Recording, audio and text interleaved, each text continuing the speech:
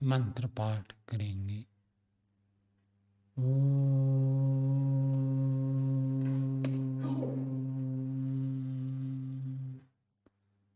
सहना भवतु सहनौ भुनक्तु सह वीर्यं करवावहै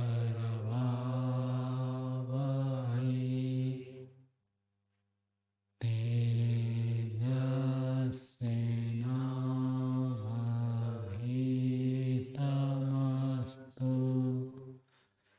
मा विद्विषावहै।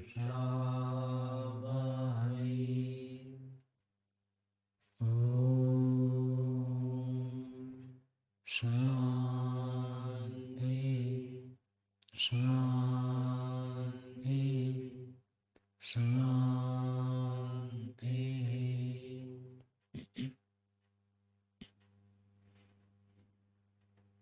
न्याय दर्शन की 113वीं कक्षा है। न्याय दर्शन में तृतीय अध्याय का द्वितीय अनेक पढ़ रहे हैं। 65वें सूत्र तक हो गया था। आज 66वें सूत्र से पाठ चलेगा। प्रसंग हमारा चल रहा है कि शरीर की जो उत्पत्ति होती है वो कर्म के निमित्त है या बिना कर्म के ऐसे ही भूतों से शरीर बन जाता है।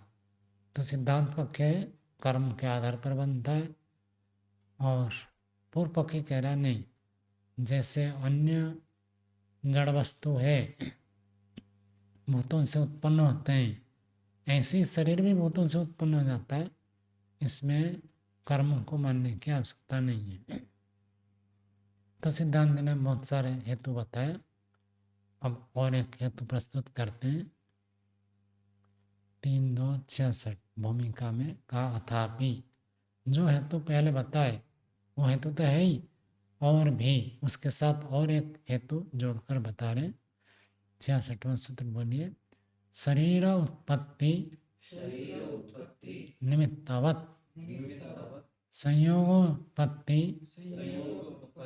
निमित्तम कर्म। सिद्धांति का सूत्र है। सिद्धांति प्रस्तुत करना चाहता कि जैसे शरीर की उत्पत्ति किसी निमित्त से होता है, बिना निमित्त के शरीर की उत्पत्ति नहीं होगी। जैसे गाड़ी बनाते, गाड़ी के लिए एक निमित्त चाहिए, क्या है? पुरुष का प्रयत्न। पुरुष प्रयत्न करता तो रथ बनता है, घड़ा बनता है, गाड़ी बनती है। तो ये सब में एक निमित्त है। ऐसे शरीर की उत्पत्ति के लिए एक निमित्त चाहिए। कौन सा निमित्त? अदृष्ट। तो अदृष्ट निमित्त से बनता है। कैसे पता चला? तो क्या माता पिता से होता है, आहार से होता है। तो इसमें सब इनसे तब निर्माण संभव है जब अदृष्ट को मानेंगे।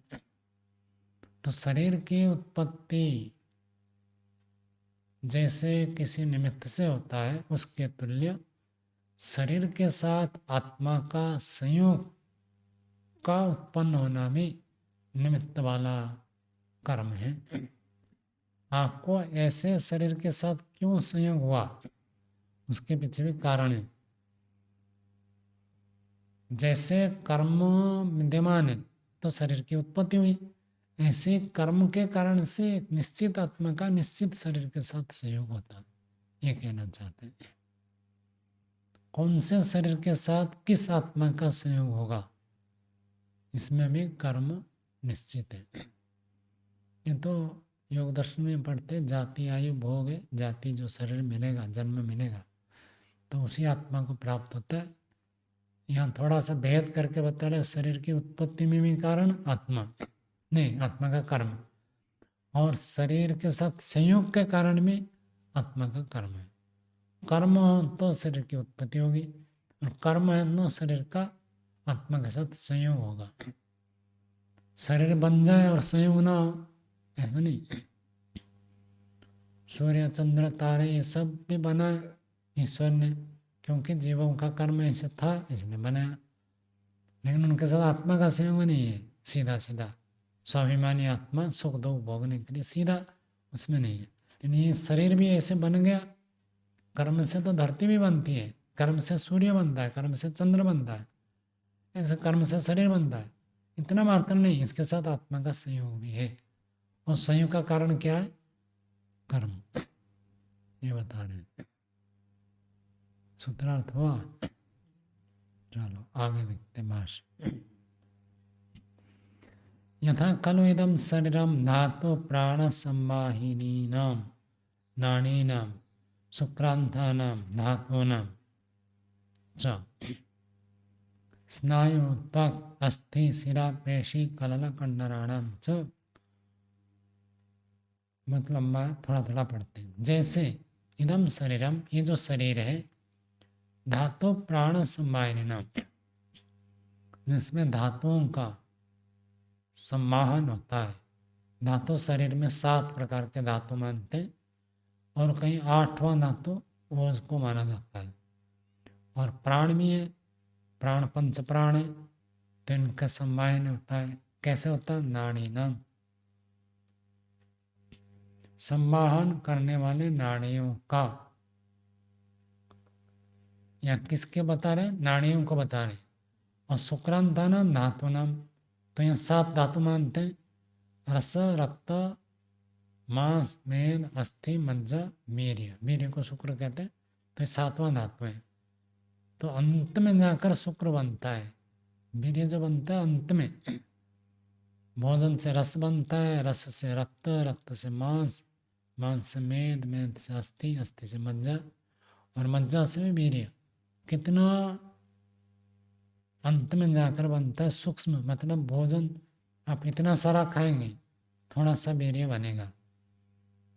शास्त्र में अलग अलग बातें हैं, तो कितना, कितने दिन में कितना वीर्य बनता है वो अलग अलग बताते हैं। और वीर्य भी यदि प्रचुर हो तब जाकर ओज की वृद्धि होती है। पूरे शरीर में केवल 10 ग्राम या 12 ग्राम ओज होता है माना जाता है। क्यों नहीं?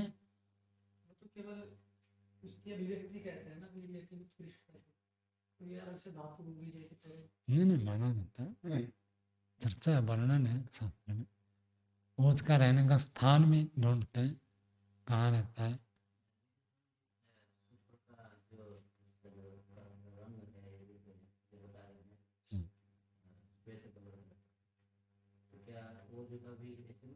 हाँ, बताया गया सब।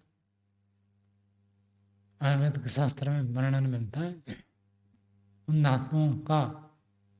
ये जो यहाँ तो शुक्रांत लिया, 7 धातुओं का। स्नायु तक वो उसके बारे में थोड़ा मतभेद है।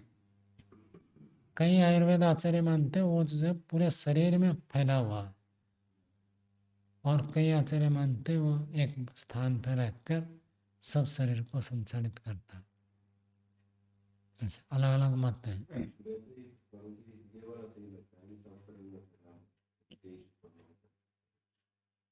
लेकिन अनेक लोग का ये मत है ना, ऊर्ध्वरेतस जो है ऊर्ध्वगामी होता है मेरे, तभी वो ओज बनता है। इनका आपका ही प्रश्न साइंस के हिसाब से होगा ना, आधुनिक विज्ञान देखा नहीं ओज को, इसलिए आयुर्वेद वाला मानते हैं।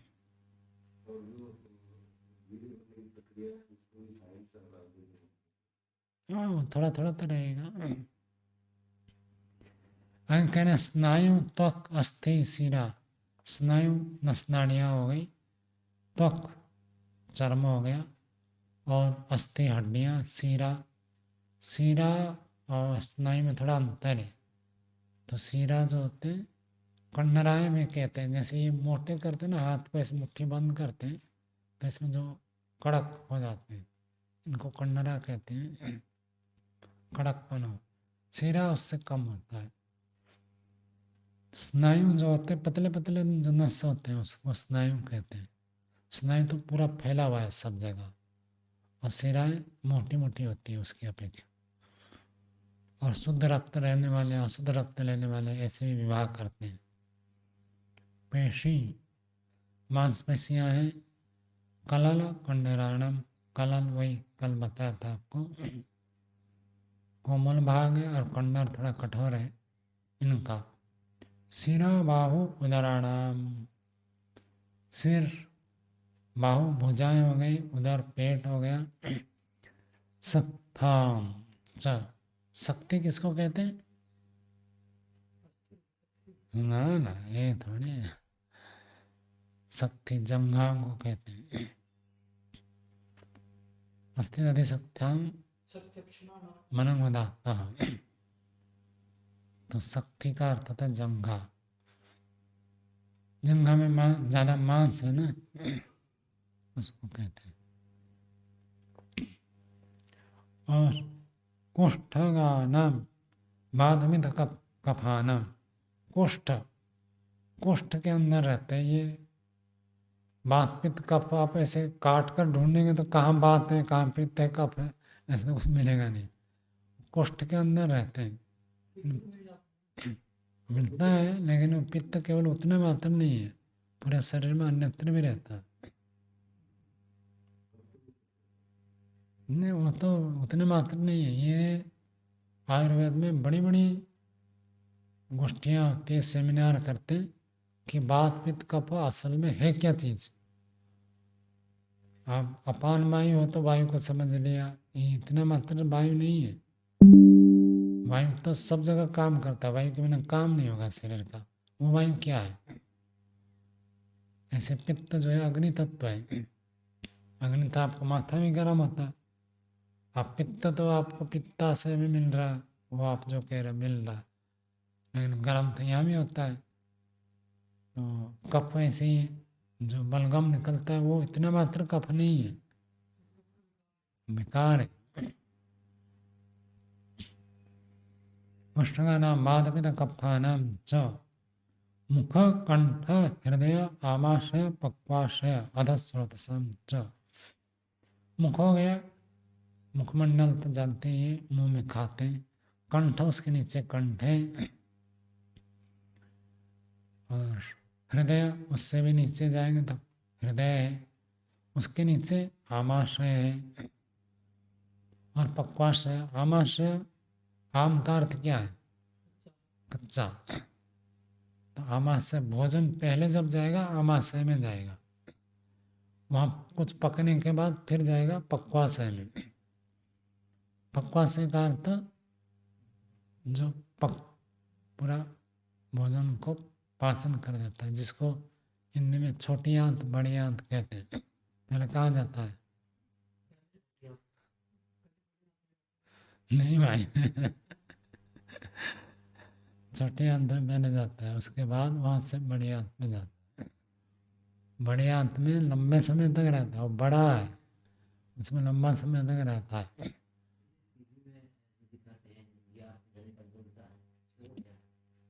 पित्ता से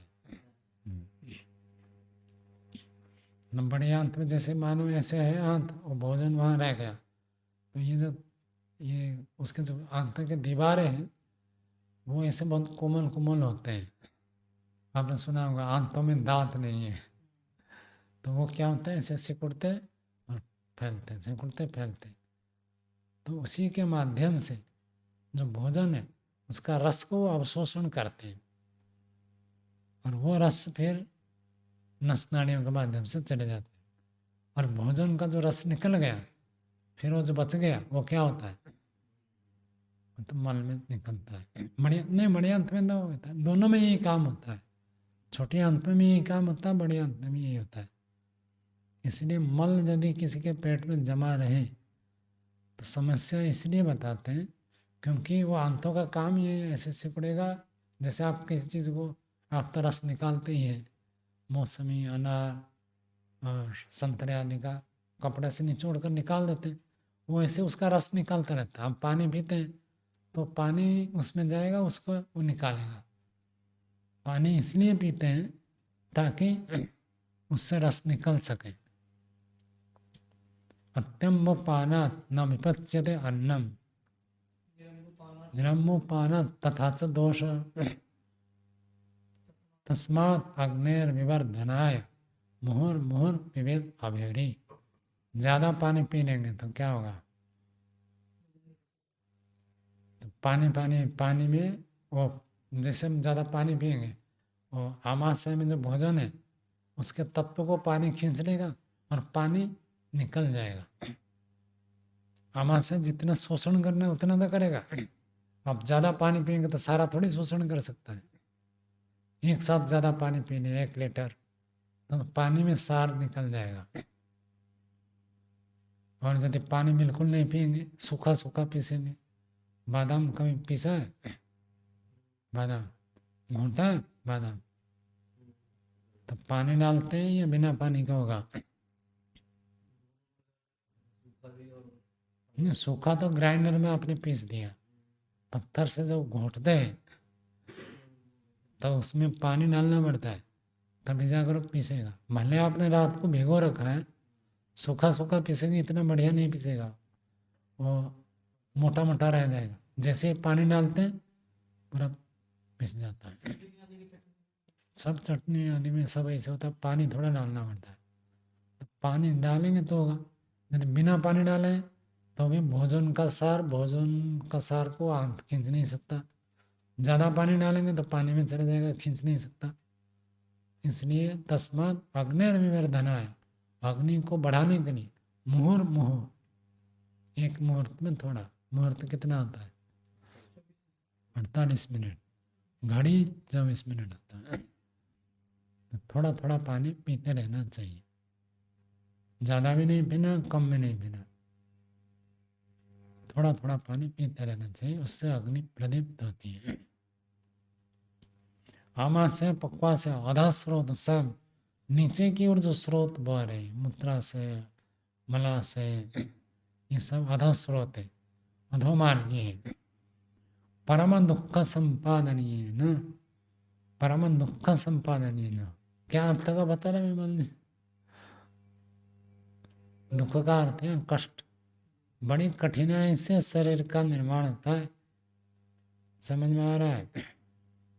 ऐसे आराम से कोई नहीं बना सकता है। जैसे मकान बनाना, सामान्य मकान बनाने में तो कोई समस्या नहीं होती, लेकिन सामान्य गाड़ी बनाने में कोई समस्या नहीं। वंदे भारत एक्सप्रेस ट्रेन बनाएंगे तो कितनी इलेक्ट्रॉनिक इक्विपमेंट लगते हैं, सब काम करते हैं। स्टेशन आए तो दरवाज़ा अपने आप खुलते हैं, अपने आप बंद होते हैं। कितना कठिनाई से बनाया गया होगा। मेट्रो में भी होता है।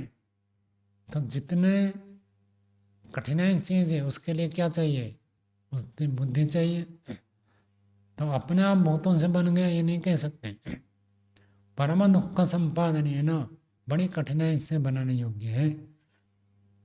संपादनीय न सन्निवेशेन म्यूहनम, सन्निवेश रचना से इसका निर्माण हुआ है। आखिर अशक्यम पृथ्वी आदि भी कर्म निरपेक्ष ही उत्पादयितुम इति। अशक्यम, ये समर्थ ही नहीं है। क्या समर्थ नहीं है? पृथ्वी आदि से बिना कर्म के ही शरीर की उत्पत्ति समर्थ ही नहीं है। क्यों? उन्होंने कहा था जैसे सिकता, शर्करा, अंजन आदि बन जाते हैं ऐसे शरीर में बन जाएगा। का शरीर में ऐसी रचना है, ये कैसे बन जाएगा अपने आप? सिकता शर्करा में ऐसी कोई रचना नहीं है, सूक्ष्म रचना है ही नहीं वहाँ। नस, नाड़ियाँ, भोजना, पक्वाशय, अम्लाशय, निर्माण, ये सब कुछ है ही नहीं। वो तो ऐसे भूतों के संघर्ष से, टकराव से हो जाएगा। शरीर में इतने कठिनाई, इतनी सूक्ष्म रचना है, वो अपने आप बन जाए संभव ही नहीं। महर्षि दयानंद जी भी लिखते हैं, ईश्वर को समझना था शरीर की रचना को देखो, इतनी सूक्ष्म रचना है, नस नाड़ियाँ जाल जैसे बिछे हुए हैं, ये अपने आप हो जाना संभव ही नहीं है। ईश्वर ने बनाया और ईश्वर अपनी मर्जी से नहीं बनाएगा। क्यों? क्योंकि वो न्यायकारी है। न्यायकारी है तो अपनी मर्जी से नहीं बनाएगा। तो किस लिए बनाया? कर्म का आधार पर बनाया। तो कर्म निरपेक्ष उत्पादय, तुम शरीर को सोचेंगे तब कभी ये नहीं कह सकते कि व्यक्ति ईश्वर नहीं है, अपने आप बन जाता है भूतों से, कह नहीं सकते। कर्म निमित्त शरीर उत्पत्ति रीति विज्ञायते, कर्म के निमित्त से ही शरीर की उत्पत्ति होती है, विज्ञायते ऐसे जाना जाता है। एवं च प्रत्यात्म नियतस्य निमित्तस्य अभावात् निरतिशयी ही आत्म में, निरतिशयी आत्मा में, इसको रेखांकित कर दीजिए। विशेष बात है, सब आत्माएं एक समान है। अन्य दर्शन में भी हमको मिलते हैं, योग दर्शन में भी मिलता है, सांख्य में मिलता है, यहाँ भी इसी बात को कह रहे हैं। सभी दर्शनों का एक ही मत है, सब आत्माएं एक समान है, एक प्रमाण है। एवं च, इस प्रकार से प्रत्यात्म नियतस्य, प्रत्येक आत्मा का जो निश्चित है, निमित्तस्य अभावात्, निमित्त का यदि अभाव मानेंगे, अभाव कैसे, अभाव मतलब यदि आप कहोगे बिना कर्म के ही शरीर बन जाता है, तो निरतिशयी आत्मा में, आत्मा में कोई अतिशय नहीं, अतिशय का अर्थ बढ़ोतरी नहीं है, विशेषण नहीं है। कोई आत्मा छोटा, कोई आत्मा बड़ा नहीं होता है, यहाँ ये बताया गया। सब आत्माएं एक समान है। फिर भेद क्या है,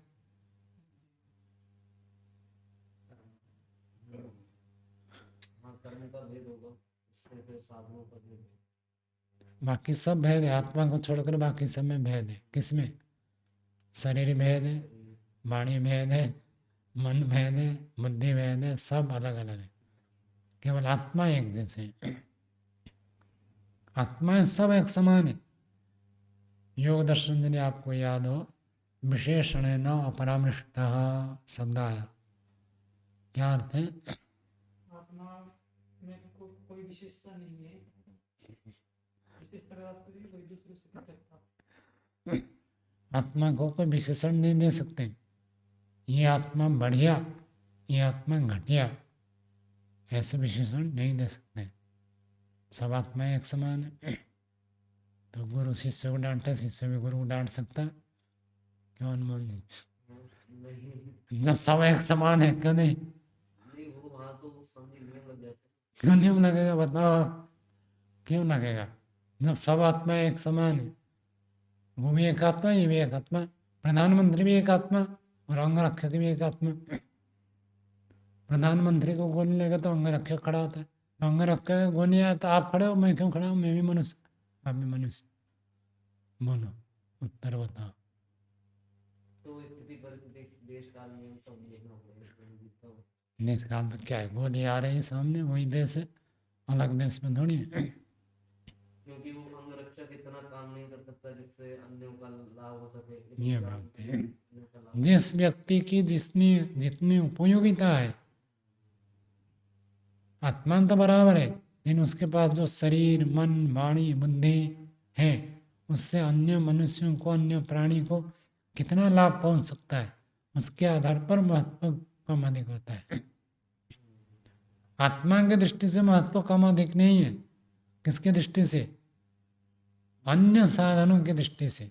उसके पास ऐसे साधन है, उससे वो संसार का बड़ा उपकार कर सकता है, इसलिए अंगरक्षक को मानना पड़ता है और प्रधानमंत्री को बचाना पड़ता है। और कहाँ पर ऐसे बताया, ये ऐसे करने से पुण्य होता है। हीने परत्यागा, समय आत्मत्याग परत्याग वा विशिष्टे आत्मत्याग। सामने वाला विशिष्ट होने पर अपना भोजन छोड़कर उनको खिला दो। तो आत्मा में दृष्टि से विशेषता नहीं है, विशेषता किसमें है? साधनों में। यही देखा जाता है। यह भी पीछे का शरीर है पात का भावात, आत्मा से सब बराबर है और आत्मा नित्य है। फिर पाप पुण्य कैसे लगता है? कर्तृकर्म, कर्तृ साधन, कर्ता के जो साधन है उन्हीं को यदि तोड़ फोड़ करेंगे पाप होता है। आत्मा में तो कोई हिंसा होगी नहीं, आत्मा को कोई मार नहीं सकते, आत्मा तो बराबर है। साधनों में भेद है, साधनों के आधार पर ही कहा जाता है ये विशेष है, ये कम है। आत्मा में कोई भेद नहीं है। निर्देशय आत्मा में संबंधात सर्वात्मना च समान ही पृथिवी आदि भी उत्पादितम शरीरम पृथ्वी आदि गतस्य च नियम हेतु अभावात् सर्वात्मनां सुख दुख सम्मिति आयतनम समनम प्राप्तम। कहते क्योंकि आत्माएं सब एक समान है और उनके साथ संबंध होने से सर्वात्मनाम सभी आत्माओं का समान ही पृथ्वी आदि भी उत्पादितम। और ये जो पृथ्वी जल अग्नि वायु आकाश ये भी सबके लिए बराबर है। जितना आपके लिए पृथ्वी है उतना मेरे लिए सूर्य, आपके लिए जितना है मेरे लिए भी उतना ही है, कम अधिक तो नहीं है ना। तो कहते भूत भी बराबर है, आत्मा भी बराबर है, सब आत्माएं एक समान है और सब भूत सबके लिए बराबर है। भूत कभी पक्षपात करते हैं क्या? सूर्य कभी कहता है नहीं मैं इसको तो गर्मी दूंगा इसको गर्मी नहीं दूंगा, ऐसे नहीं करता है। धरती नहीं कहती है कि इसके लिए मैं स्थान दूंगा इसको स्थान नहीं दूंगा, वो सबके लिए बराबर है। तो समान ही पृथ्वी आदि भी समान रूप से जो पृथ्वी आदि है उनसे उत्पादितम शरीरम, उससे उत्पन्न हुआ शरीर पृथ्वी आदि गतस्य च नियम हेतु अभावात्, पृथ्वी आदि में कोई हेतु नहीं है। अर्थात ये कहना चाहते हैं कि पृथ्वी में कोई हेतु नहीं कि आप आत्मा को एक बढ़िया शरीर दे दे दूसरे आत्मा को एक घटिया शरीर दे दे। पृथ्वी में पृथ्वी आदि भूतों में ऐसे कोई कारण नहीं है। पृथ्वी आदि सबको समान समान ही देते हैं। तो फिर भी भेद होने में कारण क्या? यदि आप कर्मों को नहीं मानेंगे, आत्माएं सब बराबर है, पृथ्वी आदि भूत सब बराबर है, तो सबका शरीर क्या होना चाहिए? सब समान बराबर बराबर होना चाहिए।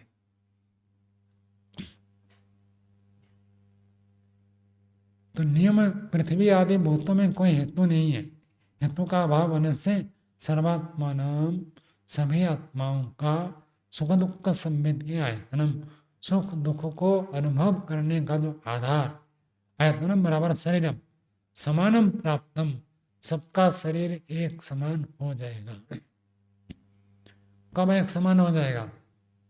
यदि कर्मों को नहीं मानेंगे, आत्मा तो समान है ही, यदि कर्मों में निमित्त तत्व नहीं मानेंगे कि कर्म के निमित्त से शरीर बनता है, ऐसे नहीं मानेंगे, तो सबका शरीर बराबर बराबर हो जाना चाहिए।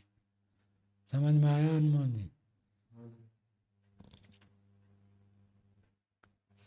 क्या बता दिया? दो चीज समान है। कौन से दो चीज? आत्माएं सारी समान है और सबको जो ये भूत आदि साधन मिले वो बराबर है। भूतों के पास ऐसे कोई क्षमता नहीं है कि इस आत्मा को बढ़िया शरीर दे दे किसी को घटिया शरीर दे दे, ये क्षमता उनमें नहीं है। तो फिर तो क्या होना चाहिए? बराबर होना चाहिए। स्वामी जी, जो पृथ्वी भूत है उसमें ऐसा देखा जाता है कि पृथ्वी में किसी क्षेत्र का क्लाइमेट ऐसा होता है, बहुत स्वस्थ होते हैं और बुद्धि भी उनकी अच्छी चलती है। किसी क्षेत्र का क्लाइमेट जो रहता है वहाँ पे रोगी भी ज़्यादा पड़ते हैं। तो इस तरह से भिन्नता तो देखी जाती है। नहीं वो तो सबके बराबर है ना। आपको उसमें जाने के लिए मना करता है क्या? यदि आप जाए तो धरती रोक दे कि नहीं आप यहाँ नहीं आ सकते, तब आप कह सकते हैं।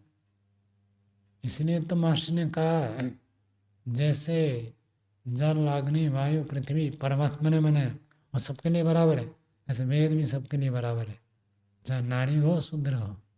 ये कह तो दिया कि ये सबके लिए बराबर होते हैं। कोई क्लाइमेट ऐसे नहीं कहता कि आप यहाँ ना आओ, तो हम जाते नहीं जाते वो अलग बात है। पृथ्वी आदि में कोई कारण नहीं है, अन्य कारण तो हो सकते हैं, पृथ्वी में कोई कारण नहीं है। वो किसी को दे किसी को ना दे। यही तो कहते हैं ना, अग्नि प्रज्वलित है, चाहे चोर हाथ डाले तो भी हाथ जलेगा और साधु हाथ डाले तो भी जलेगा। अग्नि कोई अंतर नहीं करती है। नहीं ये तो ब्रह्मचारी है, इनको छोड़ देता हूँ, ऐसा नहीं। आगे देखिए, यत्तु प्रत्यात्म विवतिष्ठते तत्र शरीर उत्पत्ति निमित्तम कर्म व्यवस्था परिधि विज्ञायते। यत्तु जो तो प्रत्यात्म विवतिष्ठते, हर आत्मा के लिए एक निश्चित शरीर है। आपके पास कितने शरीर है? एक शरीर है, निश्चित शरीर, दूसरे शरीर को आप प्राप्त नहीं कर सकते अभी। तो हर आत्मा के लिए एक निश्चित शरीर है। ये जो व्यवतिष्ठ थे निश्चित नियम से है, वहाँ शरीर की उत्पत्ति निमित्त कर्म है, वो व्यवस्था है। तो क्यों आपको नाटा शरीर मिला, क्यों आपको लंबा शरीर मिला, उसमें कारण क्या है? कर्म है। कर्म को छोड़कर और कोई कारण हो नहीं सकता शरीर के भेद होने में।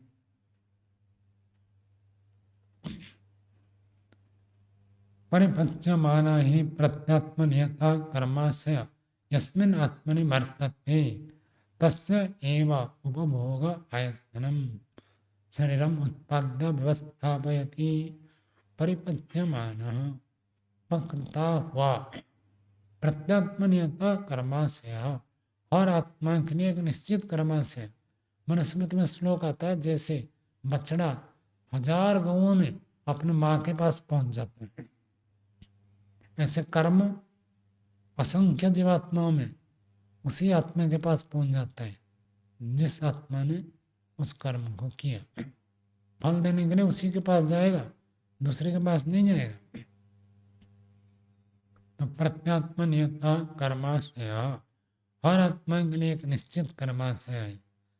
यस्मिन् आत्मनि वर्तते, जिस आत्मा में वो कर्माशय विद्यमान है, तस्यैव उपभोगायतनम, उसका ही शरीर उपभोग करने के लिए आधार रूपी शरीर को उत्पन्न करके व्यवस्थापयति। व्यवस्थापयति का कर्ता कौन है? हनुमान जी। कर्माशय, कर्माशय ही एक निश्चित शरीर उत्पन्न करके फिक्स कर दिया आपके साथ, जाओ इसमें जुड़े रहो। तद एवं वह इस प्रकार के शरीर उत्पत्ति निमित्तवत् संयोगो निमित्तम कर्म।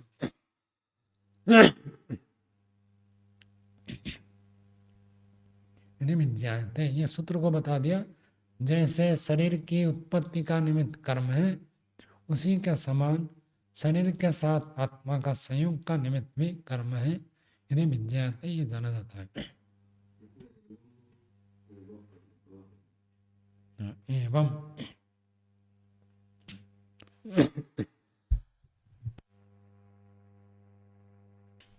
आगे प्रत्यात्म व्यवस्थानम तो शरीर से आत्मना संयोगम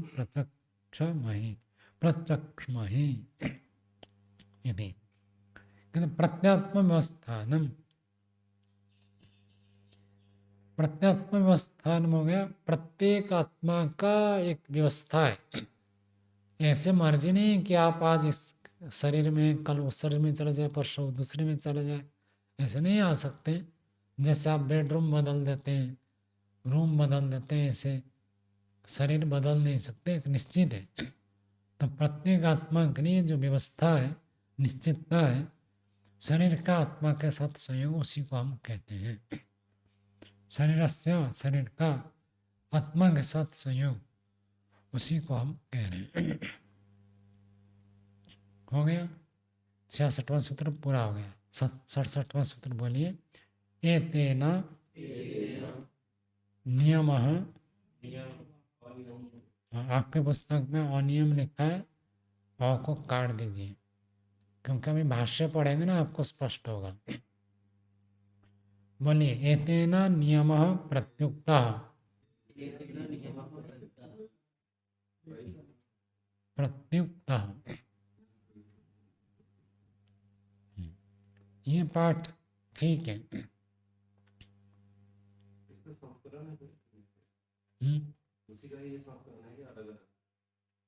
नहीं, ये अलग है ना, ये अलग प्रकाशन है। एतेन, इसी प्रकार से, नियमः, नियम, नियम का अर्थ होता है सबको एक समान शरीर की प्राप्ति, इसको नियम कहेंगे। नियम क्या होता है? सबको बराबर बराबर बराबर हो, उसको तब नियम कहते हैं।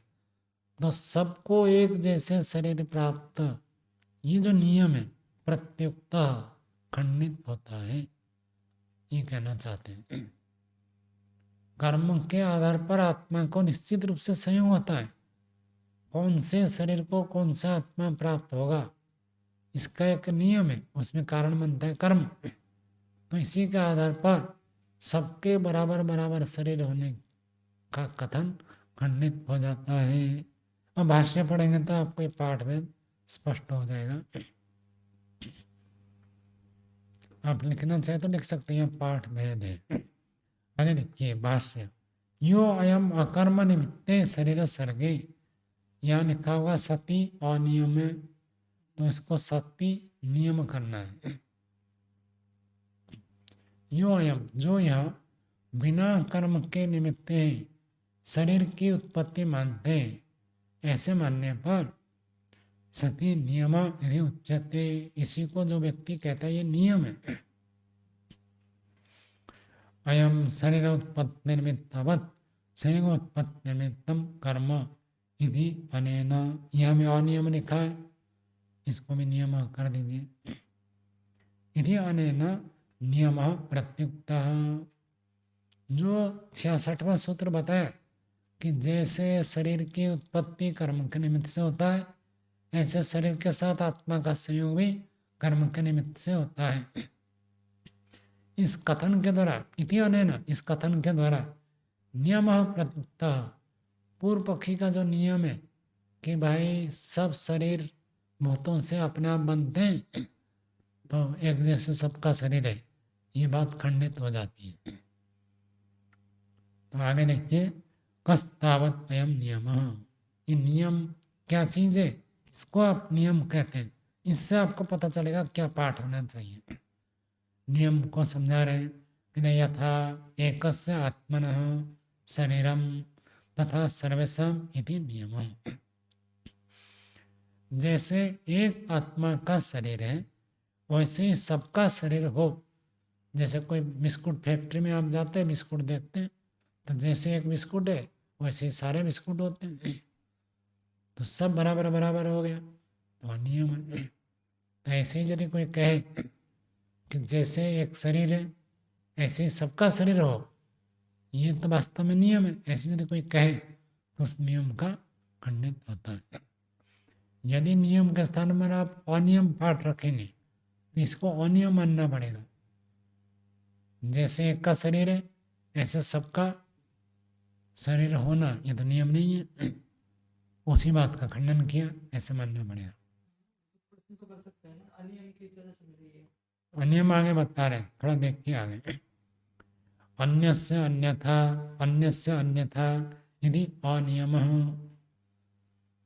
भेदः व्यावृत्ति विशेष यदि, अन्यथा अन्यस्य, अन्य व्यक्ति का तो अलग प्रकार का शरीर है और दूसरे का अलग प्रकार शरीर है, इति अनियम, ये जो अनियम है इसी अनियम को कहते हैं भेद, इसी को कहते हैं व्यावृत्ति। व्यावृत्ति का अर्थ पृथकता, भिन्नता। ये भिन्नता जो है विशेष, विशेष क्या होता है, विशेष व्यावर्तको भवति, विशेषण, किसी में विशेषण लगाया तो व्यावर्तक हो जाते हैं, भेदक। जैसे मैंने कह दिया ये ब्रह्मचर्य अच्छा है, अच्छा कहते क्या हो गया, जो ब्रह्मचर्य अच्छे नहीं है उनसे इसको अलग कर दिया। काली गाय का दूध बढ़िया है, तो काली गाय का दूध बढ़िया कह देने से अन्य गाय के दूध से इसकी विशेषता आ गई, भेदक। तो सबका शरीर अलग अलग अलग अलग अलग है, इसको क्या कहा भाष्यकार ने, अनियम। तो सूत्र में जो पढ़ा है एतेन नियम प्रत्युक्त, इससे नियम का खंडन होता है। तो नियम का ही खंडन होगा, अनियम का कैसे खंडन होगा, क्योंकि अनियम तो ये बना ना, आपका शरीर अलग, मेरा शरीर अलग, उनका शरीर अलग, सबका शरीर अलग अलग है, इसको अनियम कहेंगे। तो इस अनियम तो ठीक है, इसको तो खंडन नहीं करा जाता, इसलिए पाठ में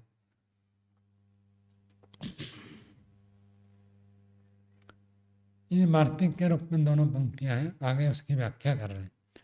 दृष्टा जन्म व्यावृत्ति ही, देखा जाता है जन्म पृथक पृथक, जन्म का अर्थ शरीर, शरीर से जो जन्म हमको मिलता है वो अलग अलग देखा जाता है। उच्च अभिजन है, निकृष्ट अभिजन यदि व्याकरण में सूत्र आता है अभिजनश्च। क्या होता है ज्ञान प्रकाश जी? व्याकरण तो आपको याद है। अभिजनश्च क्या है? उस परिवार के व्यक्ति कहते हैं, परिजन। और तस्य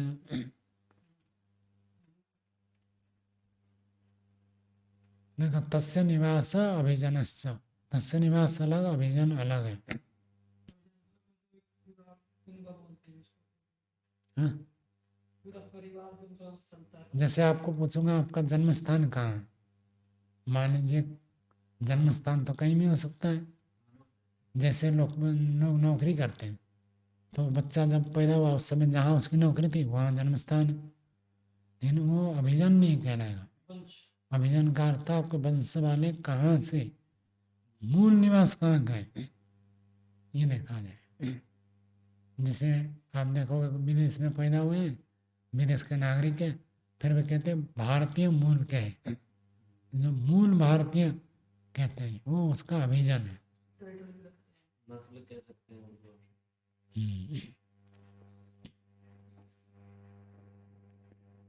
तो अभिजन उच्च कुल में सम पैदा होता है कोई उच्च अभिजन, गोत्र कुल, इसको ऐसे कह सकते हैं, गोत्र कुल वंश, उसमें कोई उत्पन्न हुआ। निकृष्ट अभिजन कोई नीचे निम्न वर्ग में उत्पन्न हो गया। हाँ? परिजन ने पूर्व पुरुष, कुल गोत्र, इसको कहता है अभिजन। और प्रशस्तम निंदितम, किसी का शरीर बहुत प्रशस्त है, किसी का निंदित है। युवावस्था में तो सबका शरीर ठीक ठाक रहता है, जैसे भी करो, खाओ पियो सो ना सो चल जाता है। खाएं तो भी चलेगा, ना खाएं तो भी चलेगा, युवावस्था में ठीक रहता है। लेकिन युवावस्था में जो गड़बड़ कर देता है फिर आगे वृद्धावस्था में दिक्कत हो जाती है उनको। तो किसी को प्रशस्त शरीर मिलता है, किसी को निंदित शरीर मिलता है। व्याधि बहुलम अरोगम यदि, कोई जन्म से बड़ा रोगी रहता है, रोगी रोगी रोगी हर समय रोगी रहता है, और कोई अरोग है, रोग होता नहीं है, कभी होता तो बहुत जल्दी ठीक हो जाता है। अरोग आपने ये देखा होगा, किसी का चोट लग जाए तो किसी किसी को तो बिना दवाई किए ऐसे अपने आप ठीक हो जाता है, और किसी किसी को पक जाता है, घाव लंबे काल से ठीक होता है। कुछ लोगों को निशान चोट जिंदगी भर नहीं जाता। हाँ, किसी का ऐसा रह जाता है, कुछ चिन्ह जो हमेशा के लिए रह जाता है। तो ये सब अलग अलग व्याधि बहुल और अरोग। समग्रम विकलम यदि, किसी का शरीर सर्वांग है और कोई विकलांग है। विकलांग क्या होता है? जिसका अंग सही ना हो, ठीक ना हो कोई। विकल का क्या है?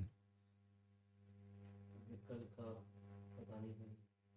कलाओं से चंद्रमा के लिए कहते हैं। कलाकार होता है अंश, पार्ट, हिस्सा, टुकड़ा। चंद्रमा के 16 कलाएं बने, तो एक एक दिन एक एक भाग बढ़ता है। भाग को संस्कृत में कहते हैं कला।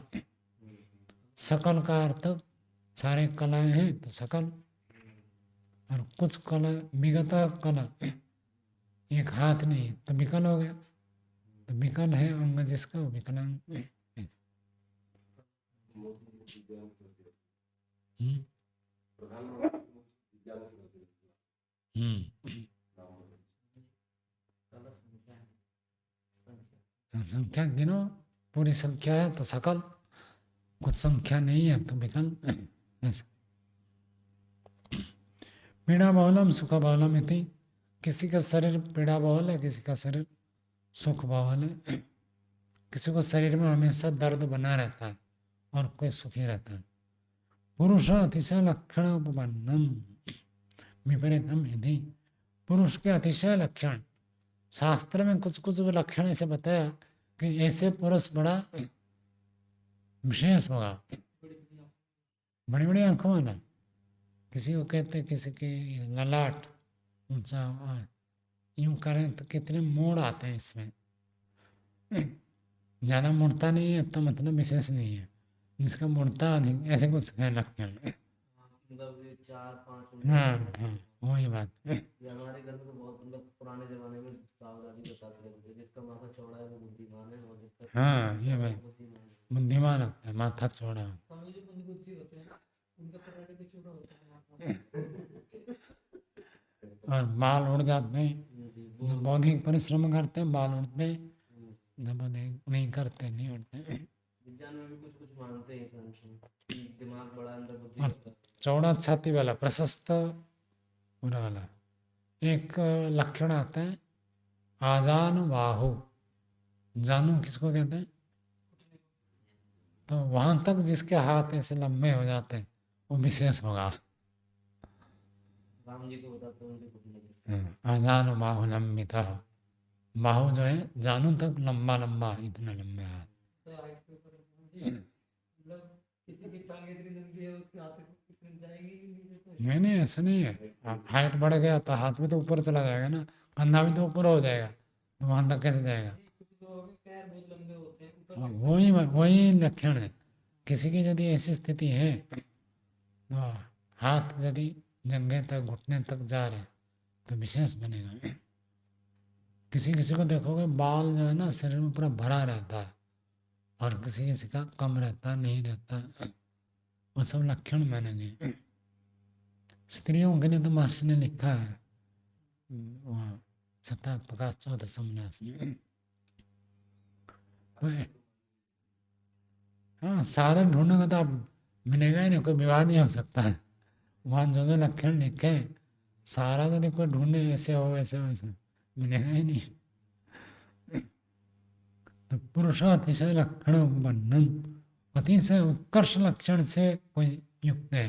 विपरीतम, किसमें उत्कर्ष लक्षण नहीं है। प्रशस्त लक्षणम निंदित लक्षणम यदि, और लक्षण किसी के बड़े प्रशंसनीय है, किसी के निंदित है। छाती, वो सेना में भर्ती करते हैं ना, वो क्या देखता है? हाइट, वेट और body, chest. Height weight chest देखते हैं। हाइट में पूरा होना चाहिए और चेस्ट भी पूरा एक्सपेंशन होना चाहिए, फुलाना। कम से कम 5 सेंटीमीटर आप छाती को फुला होना चाहिए। 5 यदि फुला नहीं सकते तो भर्ती नहीं करेंगे वो। और भार भी वो देखते हैं, भार कम हो तो नहीं देंगे। हाइट वेट चेस्ट बढ़िया है तो प्रशस्त लक्षण हो गया, और कम है तो निंदित लक्षण हो गया। पटु इंद्रियम मृदु इंद्रियम, यदि किसी की इंद्रिय बहुत पटु है, किसी की मंद है। कोई कोई होते कम दिखता है, बच्चे हैं लेकिन कम दिखता है उनको, रातों नहीं होते, रात को नहीं दिखता है, ऐसे से इंद्रिय मंद है। और किसी किसी का बड़ा तीव्र है, दूर से देख लेता है, दूर से सुन लेता है, तो ऐसे होते हैं। सूक्ष्मश्च भेद अपरिमेय, और सूक्ष्म भेद देखेंगे तो अपरिमेय। अपरिमेय क्या है हनुमान जी? परिमित, अपरिमित मतलब सीमा नहीं है। गिन नहीं सकते। छोटी छोटी भेद देखें तो गिन नहीं सकते, असंख्य। और आज देखेंगे आप अंगूठी का छाप, सबका अलग अलग है ना, आधार कार्ड इसी के आधार पर बनाते हैं कि सबका अलग अलग। कितना सूक्ष्म भेद होगा, लोगों ने कैसे ढूंढ लिया, देखो अंगूठा छाप सबका अलग अलग मानते हैं। गैस कटिंग से हाँ, आँख भी अलग मानते हैं इसे। 3 चीजें लेते हैं ना आधार में, अंगूठा और आँख, और 2 ही लेते हैं।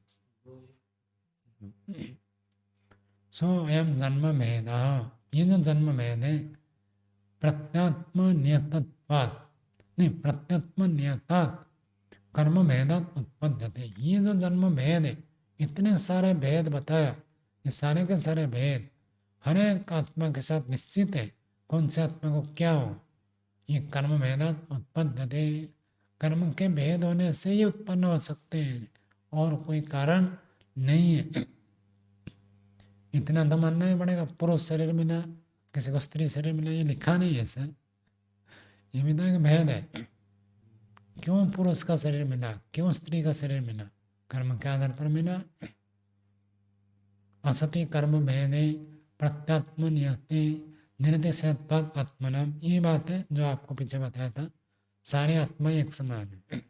निरतिशयत्वात् आत्मनाम, आत्मा सब निरतिशय है। सब आत्माएं एक समान है, आत्मा तो सब एक समान है। यदि कर्म का भेद नहीं मानते तो हर एक आत्मा में समानता होने से समानत्वा पृथ्वी आदि नाम पृथ्वी आदि का तस्य नियम हेतु अभाव, पृथ्वी आदि में तो कोई नियम हेतु का अभाव है। किस नियम से आपको ऐसे शरीर मिला और आपके भाई को बहन को ऐसे शरीर मिला? क्यों दोनों को अलग अलग शरीर इस प्रकार मिला? किसी का बढ़िया, किसी का घटिया, किसी का कैसे, किसी का कैसे, क्यों ऐसे शरीर मिला? ये हेतु तो पृथ्वी आदि में तो है नहीं। पृथ्वी आदि गतस्य नियम हेतु अभावत सर्वम प्रसज्जते प्रसज्जेत, सर्वम सर्वम यहाँ अध्याय करना पड़ेगा, समम प्रसज्जेत, सारे शरीर समान होने का दोष प्राप्त होता है। न तो इदम इत्थम भूतम जन्म, जन्म तो ऐसे होता नहीं है। बिस्कुट फैक्ट्री में जितने भी बिस्कुट बनते सब बराबर होते हैं, शरीर तो ऐसे होता नहीं है। तो क्यों अलग अलग हो रहा है? कर्म के अतिरिक्त और कोई कारण नहीं है शरीर भेद भेद अलग अलग होने में। तस्मात् न अकर्म निमित्ता शरीर उत्पत्ति रीति, इसलिए बिना कर्म के शरीर की उत्पत्ति कहना ठीक नहीं है। आगे देखिए, उपपन्नश्च तद्वियोग कर्मख्य उपपत्ते है, और उपपन्न ये बात भी सिद्ध होती है। तद्वियोग, तद्वियोग का अर्थ शरीर वियोग, कर्मख्य उपपत्ते, शरीर खत्म हो जाता है कब? जब आपके कर्म खत्म हो जाते हैं। कर्म के आधार पर शरीर की आयु निश्चित होती है। यहाँ पर बताया तद विपाके जाति भोग, तो जाति आयु, आयु आपके कर्म के आधार पर मिला, कितने साल तक आप जिएंगे ये आपके पिछले कर्म के आधार पर मिला है। उसको आप बढ़ा भी सकते हैं, घटा भी सकते हैं। यदि ब्रह्मचर्य का पालन करेंगे, सात्विक भोजन करेंगे, व्यायाम करेंगे, शारीरिक परिश्रम करेंगे, प्रातः जागरण करेंगे तो आयु कुछ बढ़ जाएगी, और इसके विपरीत करेंगे तो घट जाएंगे। और जो आत्महत्या करते हैं, मतलब शरीर का विनाश करते हैं, तो तुरंत खत्म हो जाएगा। आपके हाथ में बढ़ा सकते, घटा सकते। कुछ ना करें तो जितना मिला है उस आधार पर, वो पिछले कर्म के आधार पर जो मिला वही भागना पड़ेगा।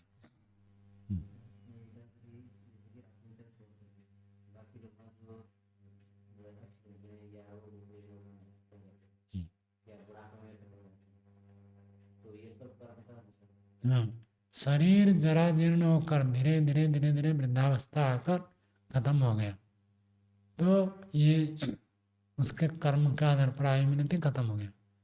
जरा जीर्ण होकर मन से, जरा जीर्ण होने से पहले यदि मर जाता तो वो नैमित्तिक माना जाता। आयुर्वेद में 100 प्रकार की मृत्यु बताई, मोटे रूप से कह दिया।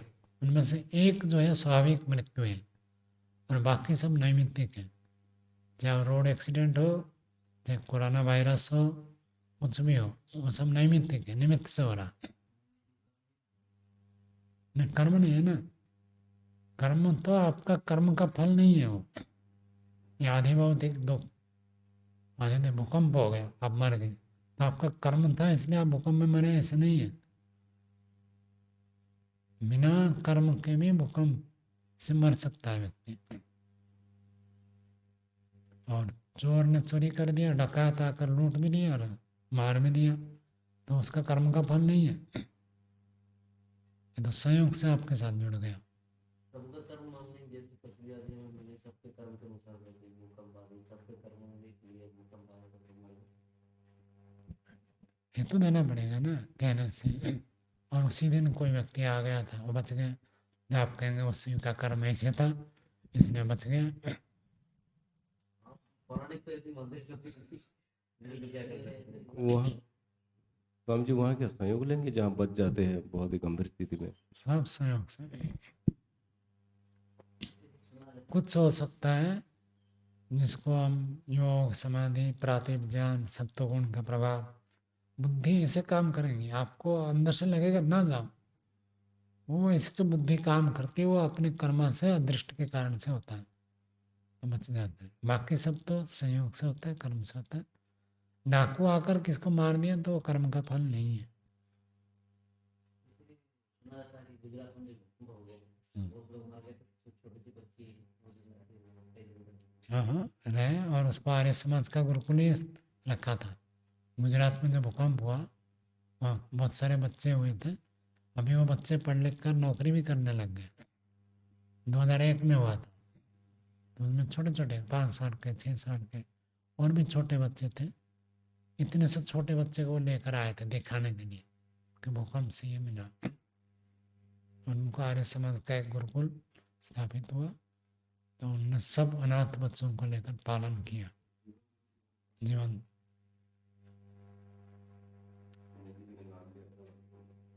और सहयोग तो बहुत मिला, सरकार से भी मिला उनको, अमेरिका से और भी सब भारतीय लोग सब सहयोग भेजे उनको। उस समय करोड़ों की संपत्ति प्राप्त हो गई उसमें तो। हाँ। स्वामी जी, आयु अपने कर्म से जो मिली है, हम्म, तो ब्रह्मचर्य आदि पालन करने से हम्म। उसको बढ़ा सकते हैं, या वो ब्रह्मचर्य आदि पालन करने से ही उतनी आयु है वो, ये जितनी आयु मिली है, बाकी तुम घटा ही रहे हैं आयु को। नहीं, ब्रह्मचर्य पालन करेगा तो जिसको शास्त्र में ऊर्ध्वरेतस कहते हैं, ब्रह्मचर्येण तपसा देवा मृत्युम अपाग्रता, मृत्यु को अपाग्रता नष्ट कर देते हैं, धकेल देते हैं, दूर कर देते हैं। वेद मंत्र है, ब्रह्मचर्य से मृत्यु सरक जाएगी। और सामान्य जैसे गृहस्थ का नियम है उस नियम से रहता है तो जितनी आयु उतनी भोगेगा। और यदि ब्रह्मचर्य का अतिशय हानि करता है तो जितने उसके कर्म के आधार पर आयु मिलती है वो घटेगा। सामान्य गृहस्थ के मर्यादा में रहकर जीवन जीता तो जितने कर्म के आधार पर आयु मिली उतना भोगेगा। और ब्रह्मचर्य अधिक पालन किया, जितना होना चाहिए तो उससे अधिक किया तो आयु बढ़ेगी, और कम किया तो घटेगी। ये तो नियम है। ब्रह्मचर्य की कोई पराकाष्ठा भी नहीं है, प्रकाष्ठा है, तो उस पराकाष्ठा को लेके भी अगर करें स्वामी जी तो करे तो आयु बढ़ेगी। प्रश्न थोड़ा स्पष्ट नहीं हुआ, क्या पूछना है? स्वामी जी ब्रह्मचर्य की जितनी पराकाष्ठा है उतनी ब्रह्मचर्य पालन कर रहे हम्म। तो वो आयु बढ़ेगी, या फिर उसके कर्माशय में जितनी आयु लिखी थी उतनी ही बढ़ जाएगी, क्योंकि गृहस्थ में नहीं गया। गृहस्थ में जाता, धर्म पूर्वक मर्यादा पूर्वक गृहस्थ कर्म करता तो कुछ तो उसका उपयोग हो गया मेरे का, तो उतना, इसलिए जितना नियम था उतने किया उन्होंने। तो जो नियम से चलता है उसके जितनी आयु है उतनी चलेगी। और यदि उन्होंने ब्रह्मचर्य का पालन किया, गृहस्थ में गया ही नहीं और वीर्य का भी नाश नहीं किया, ऊर्ध्वरेतस प्रक्रिया को अपनाया तो आयु बढ़ेगी। वो पराकाष्ठा, पराकाष्ठा मतलब चरम सीमा।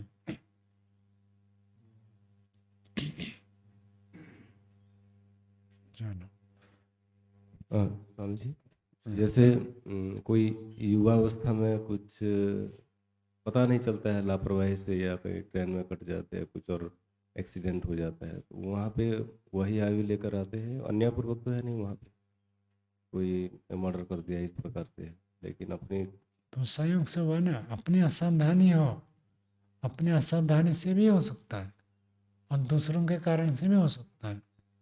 तो क्षतिपूर्ति तब मिलता है जब दूसरों के कारण से हुआ, स्वयं के असावधानी से हो तो क्षतिपूर्ति नहीं मिलेगी। वहाँ तो अलग विधान है। तो कर्म निमित्ते शरीर सर्गे तेन शरीरण आत्मना वियोग उपपन्न। यदि कर्म के निमित्त से शरीर की उत्पत्ति मानते हैं तो ऐसे मानने पर शरीर के साथ आत्मा का वियोग सिद्ध होता है। कस्मात कर्म क्षय उपपत्ति है, कर्म का क्षय सिद्ध हो रहा है। उपपद्यते खलु कर्म क्षय, कर्म का क्षय सिद्ध होता है। कैसे?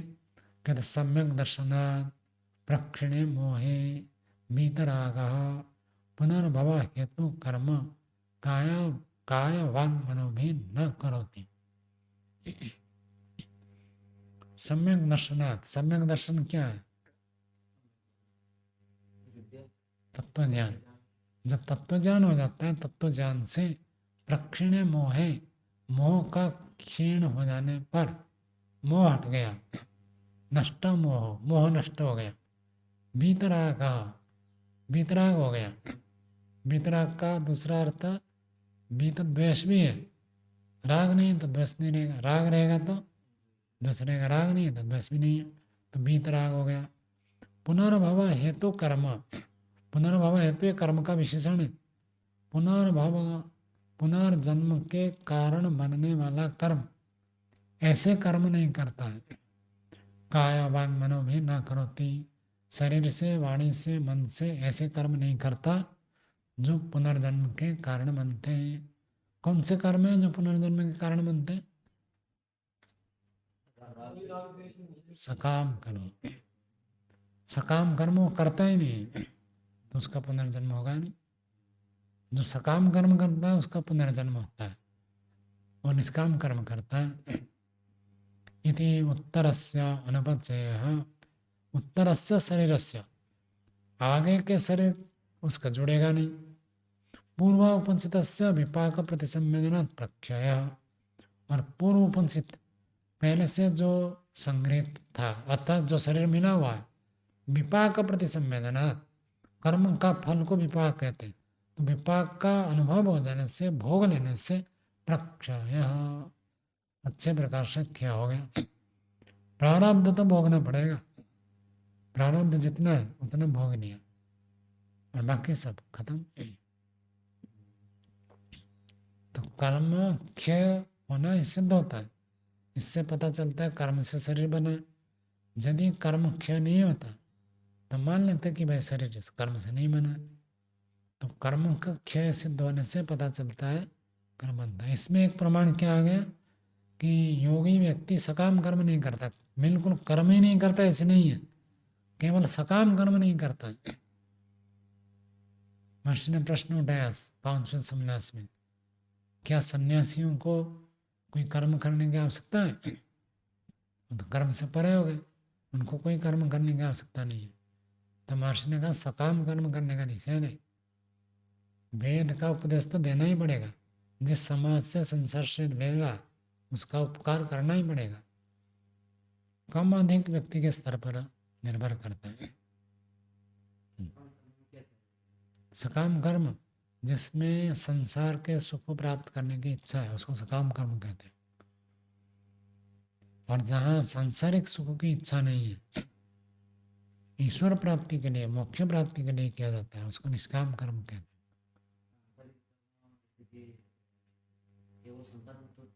नहीं नहीं, सारा पढ़ना पढ़ाना भी सकाम हो सकता है। हाँ, पैसा के लिए पढ़ा रहा है तो सकाम कर्म, और पढ़ाने से मेरी मुक्ति हो गई तो निष्काम कर्म। पढ़ा रहा हूँ, मुझे गुरुओं ने ज्ञान दिया, मैं आगे बढ़ा दूँ इसको, तेजस्विनो अदितमस्तु, हमारा पढ़ा हुआ पाठ आगे आगे बढ़े, इस भावना से पढ़ा रहा तो निष्काम कर्म है। इसके बदले में सम्मान की भी इच्छा रखता है तो सकाम कर्म हो जाएगा। ये मुझे गुरु माने अथवा लोग मुझे माने कि एक अच्छा अध्यापक है, ऐसी भावना आते ही सकाम कर्म हो गया। उसके बदले में कोई इच्छा नहीं, सांसारिक इच्छा नहीं, बस ईश्वर का प्रदत्त ज्ञान, ईश्वर की प्राप्ति के लिए ईश्वर के आदेश अनुसार कर रहा हूँ, तब निष्काम कर्म हो जाएगा। ईश्वर को छोड़कर और किसी भी चीज़ की प्राप्ति के लिए, चाहे मान सम्मान हो, धन हो अथवा और कुछ हो, उसकी प्राप्ति के लिए यदि करते हैं तो सकाम कर्म बनेगा।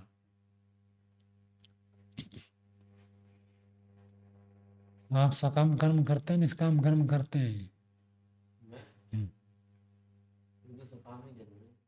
सकाम ही, निष्काम कुछ नहीं करना। कुछ कुछ निष्काम, कुछ कुछ करो, अभ्यास करो कैसे निष्काम कर्म करें। ईश्वर प्राप्ति के लिए जो भी दूसरों का परोपकार करना है, केवल अपना उपकार करेंगे तो सकाम। नहीं स्वामी जी, वो भी मैं सकाम नहीं गिन लेता हूँ, कभी परोपकार को भी। क्यों? भावना बदल दो। हाँ, वो थोड़ा देखना पड़ता है।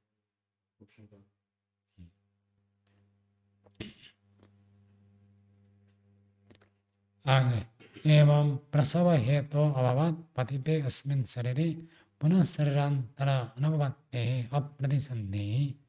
इस प्रकार से प्रसव हेतु और अभावात्, प्रसव का अर्थ जन्म, जन्म का कारण जो था कर्म, उसका अभाव हो गया। अभाव हो जाने से पतिते अस्मिन् शरीरे, ये जो शरीर मिला हुआ है, ये प्राप्त शरीर तो गिर गया, नष्ट हो गया, मृत्यु हो जाने पर पुनः शरीरांतर अनुपत्ते हैं, दोबारा फिर नए शरीर की असिद्धि होने से अप्रतिसंधि, फिर उसकी संधि नहीं होती है। संधि का अर्थ जुड़ना, फिर आगे शरीर के साथ जुड़ता नहीं है। जो शरीर मिला इतने में ही खत्म हो जाता है। 100% निष्काम कर्म कर लिया तो आगे और जन्म नहीं होगा। 100% निष्काम कर्म कब होगा? जब सारे क्लेश खत्म हो जाए, तभी 100% निष्काम होगा। यज्ञशाला में झाड़ू लगाने से क्या होगा? निष्काम कर्म, सकाम कर्म? निष्काम। और कभी यदि कोई सोचेगा मैं यज्ञशाला में झाड़ू लगाता हूँ और मुझे लोग देख के प्रशंसा करें, देखो ये रोज झाड़ू लगाते हैं, तो क्या होगा? सकाम या निष्काम? सकाम हो जाएगा। और किस भावना से करें तो निष्काम होगा? क्या सोचेंगे तो निष्काम होगा? झाड़ू लगा रहे हैं तो क्या सोचकर झाड़ू लगाए तो निष्काम होगा? हैं? क्या? मुझे समझ नहीं। क्या? ये मेरा कर्तव्य है। इससे दूसरों को सुख मिले और ईश्वर का आदेश है, इसलिए मैं कर रहा हूँ। आचार्य जाने सोच तो कहते हैं यज्ञशाला में जो झाड़ू लगाता है वो भी यज्ञ कर रहा है। सुना होगा ना हमने तो। ऐसे नहीं कि जो केवल स्वाहा कहकर आहुति देता है वही यज्ञ करता है, और जो बाजार से खरीद कर लाया वो भी यज्ञ करता है। यज्ञ केवल स्वाहा कहने से नहीं, भावना बदल देने से सारे शुभ कर्म यज्ञ हो जाएंगे। पढ़ना, पढ़ाना, परोपकार करना, पुस्तक लिखना, प्रचार करना, सब यज्ञ हो जाएंगे। कब? जब आप भावना रखेंगे ये दूसरों के लिए है, जब उससे मुझे कुछ मिले सोचेंगे तब वो भोग हो जाएगा, और जब दूसरों को मिले सोचेंगे तो त्याग होगा। त्याग बराबर यज्ञ। वही निष्काम कर्म, उसी निष्काम भावना को करने के लिए ही यज्ञ का विधान है कि रोज त्याग करते करते भावना को बदल दो। और भावना नहीं बदली, केवल यज्ञ करे तो आधा लाभ होगा। प्रसव है तो भवात पतिते अस्मिन् शरीरे पुनः शरीरांतरनुपते अप्रतिसंधि। कहते अकर्म निमित्ते तो शरीर सर्गे, बिना कर्म के शरीर की उत्पत्ति मानने पर भूतक्षय अनुभवते है, भूतों का क्षय तो सिद्ध नहीं होता। तद वियोग अनुभवते रीति, शरीर का वियोग नहीं हो पाएगा। यदि बिना कर्म के शरीर उत्पन्न हुआ ऐसे मानेंगे तो शरीर खत्म क्यों होगा ये बताना पड़ेगा। कर्म को मानेंगे तो कर्म खत्म हो तो शरीर खत्म, यदि बिना कर्म के मानेंगे तो शरीर खत्म नहीं होगा। भूत से जब बन गए तो बन गए तो बन गए, हमेशा रहेगा, टूटता क्यों? ये दोष आएगा। इसके ऊपर और विचार कर सकते हैं क्या प्रतिपक्ष हो सकता है। तो न्याय दर्शनकार तो ये कहते हैं बिना कर्म के यदि शरीर की उत्पत्ति मानोगे, शरीर बन गया तो बन गया और टूटेगा नहीं कभी। टूट रहा तो किस कारण से टूटेगा ये हेतु बताना पड़ेगा। चलो आज का पाठ ये रखते, आगे कल पढ़ेंगे। ओम